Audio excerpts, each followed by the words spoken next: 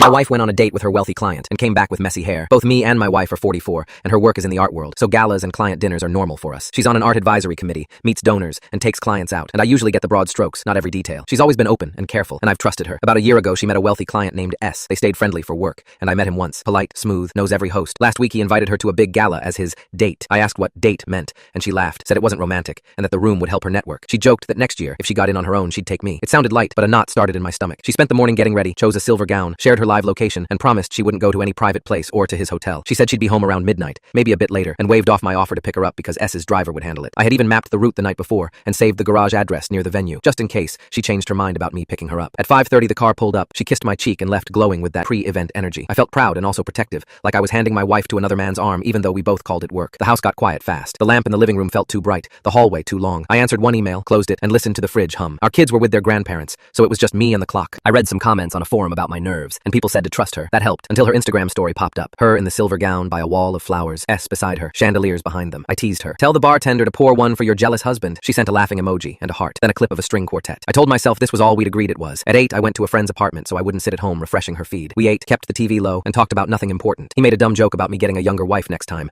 and I laughed because I needed to laugh. I got home around 10 and called her. She sounded excited and a little breathless and said the auction was wild, and she'd met 3 board members who listened to her pitch. I told her I was proud. At 1, I saw more posts, a selfie with curators, a dance floor clip, and a shot with people someone labeled as royals. My stomach turned, not because of titles, but because the night wasn't ending. At 1:30, she video called from a powder room with soft gold light, hair a little out of place. She said she'd sleep at a female friend's place because it felt too late to cross town. Her friend leaned in, said hi, and asked if I was okay. I said yes because I didn't want to turn a practical call into a fight, and I liked that they checked in. She said S had already gone home, thanked me, and hung up. I lay there staring at the ceiling. We had said midnight. I dozed and woke and checked her dot, and dozed again until the sun showed through the blinds. At 10, she came home with her heels in her hand and her clutch under her arm. Her hair was messy, her gown wrinkled at the waist, her smile easy and tired. She kicked off her heels by the door, rubbed the mark they left on her toes, and laughed about how the floor of the after-party was sticky from spilled champagne. I brought her juice and water and set both on the table. She dropped her things, asked for orange juice, and went to sit in the sun. While I made eggs, she told me pieces of the night, who she met, who recognized her, which donor talked about funding a program. She said the auction ran long, the after-party moved rooms, and the car line crawled, so she and 2 friends crashed at one friend's place nearby. I asked soft questions, what time they left, how far the place was, if S was there when she left. She said they left around 1. It was a short ride, and S said goodbye at the curb. None of that proves anything bad or good. It was just a night that didn't match the plan we agreed on. I picked up a few sequins that fell from her dress and tried to listen to my own thoughts. I kept returning to the same point. She didn't do anything I can name as wrong, and I still felt the sting from watching her be introduced as someone's date, in a room where people assume date means more than +1. It looked like a couple in the photos, and maybe that's how those rooms work, but it stuck to me. I can live with late nights and big rooms. That's her world. What I need is for the promises to stick too. The big one last night was to be home by midnight, or let me pick her up, and neither happened. On paper, that's small. Inside, it's the part that hurts. I love that she's ambitious and fearless, and I want to be the guy cheering at the edge of the stage, not the one counting hours in a quiet house. I also want a line we both hold, even when the music is good and the car is waiting. So I'm not accusing her of anything. I'm going to tell her I trust her, and I need her to keep the plans we make with me, not just the ones she makes in the room.